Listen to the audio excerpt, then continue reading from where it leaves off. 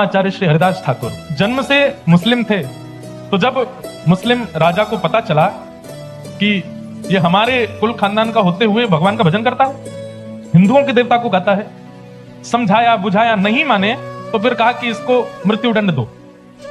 तब किसी सेनापति ने कहा कि बोले मृत्युदंड तो बहुत सरल होगा, इसको फांसी पे लटका देंगे, इसको क्या 2-4 मिनट दर्द होगा। इसने जो गलत काम किया है हिंदुओं के देवताओं का नाम लेकर के, इसको तो कोई कड़ा दंड मिलना चाहिए। बोले क्या दंड दें?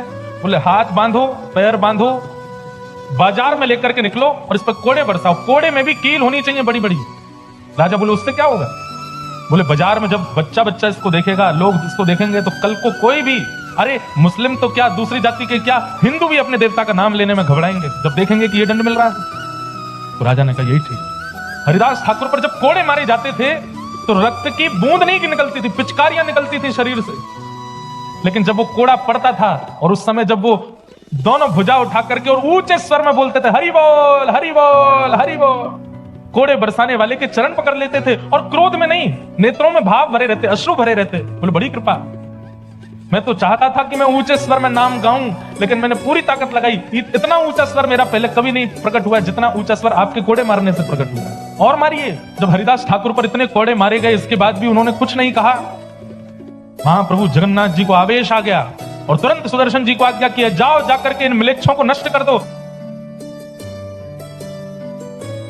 बाजार में कोड़े बरसाए जा रहे हैं और उसी समय आकाश में एक सूर्य तो थे ही, दूसरे सूर्य प्रकट हो गए। एक सूर्य जो स्थित सूर्य हैं, उनसे भी तीव्र तेज वाले सूर्य साक्षात सुदर्शन जी आकाश में आ गए। और जैसे ही वो सुदर्शन जी नीचे पृथ्वी पर उन म्लेच्छों को नष्ट करने के लिए आने लगे, हरिदास ठाकुर भुजा उठा के रोने लगे, नहीं जगन्नाथ, नहीं महाप्रभु, ऐसा मत कीजिए।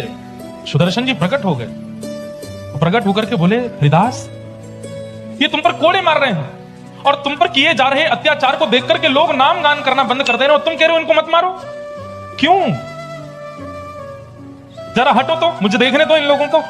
चरणों में गिर गए, बोले नहीं सुदर्शन जी, ये त्रेता नहीं है, ये सतयुग नहीं है, ये द्वापर नहीं है, ये कलयुग है।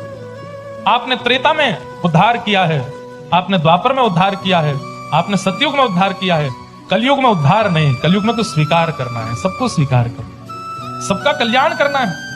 सुदर्शन जी महाराज शांत हो गए। महाप्रभु जगन्नाथ जी से जाके बोले हरिदास ठाकुर ही नहीं मारने दे रहा है। महाप्रभु जी बोले ये मेरे भक्त हैं, ये अपने ऊपर अत्याचार करने वालों को भी क्षमा कर रहे हैं, बोले ये कलिकाल के भक्त हैं।